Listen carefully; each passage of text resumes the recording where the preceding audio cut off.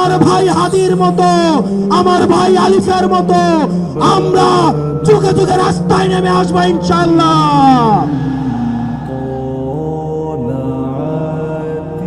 বাংলাদেশ স্পষ্টতই দুই ভাগে বিভক্ত।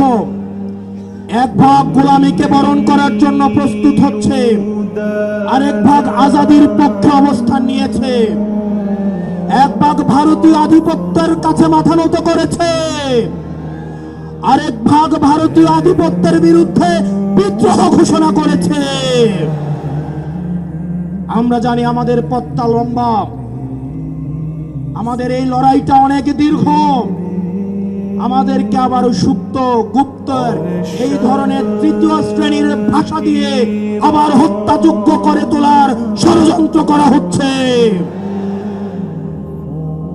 গত 17 বছর ধরে যারা ভার্চুয়ালি দল চালিয়েছে, জুলাই পরবর্তী 1.5 বছর অপেক্ষা করেছে দেশে আসার জন্য, তাদের কাছ থেকে আমরা গুপ্ত সত্য লেকচার শুনবো ইনশাআল্লাহ। প্রিয় কুমিল্লাবাসী, আমরা আঞ্চলিক বৈষম্যের শিকার।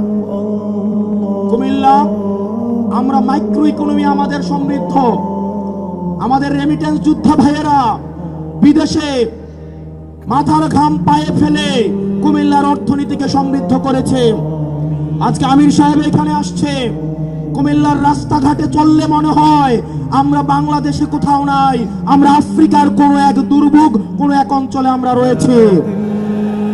আমরা আপনার মুখে প্রতিশ্রুতি শুনতে চাই, কুমিল্লার এই মাইক্রো ইকোনমিকে, কুমিল্লাকে সব সময় বলে আঞ্চলিক বৈষম্যের শিকার হতে হয়েছে। অথচ কুমিল্লার হাতেই, কুমিল্লার ছেলেদের হাতেই হাসিনাকে দেশ ছেড়ে পালাতে বাধ্য হতে হয়েছে। আমরা কুমিল্লাবাসী চির অপেক্ষায় বসে আছি, এই টাউন হলে আপনি ঘোষণা দিবেন এই কুমিল্লা যেভাবে আঞ্চলিক বৈষম্যের শিকার হয়েছে, ভবিষ্যতে কোন ধরনের আঞ্চলিক বৈষম্য বরদাস্ত করা হবে না। এবং আমাদের এই 11 দলীয় ঐক্যবদ্ধ জোট ক্ষমতায় গেলে আমরা 1 মাসের মধ্যে কুমিল্লাকে বিভাগ ঘোষণা করব। ও ইনকিলাব, ইনকিলাব, ইনকিলাব, ইনকিলাব। আমার ভাই হাদিকে মেরে ওরা মনে করেছিল হয়তো হাদি মরে গিয়েছে। হাদি ভাই উপর থেকে দেখছেন, 1 হাদি দেহত্যাগ করেছে, কিন্তু লক্ষ হাদি আজকে এই কুমিল্লার প্রান্তরে আজকে অবতীর্ণ হয়েছে। We want justice.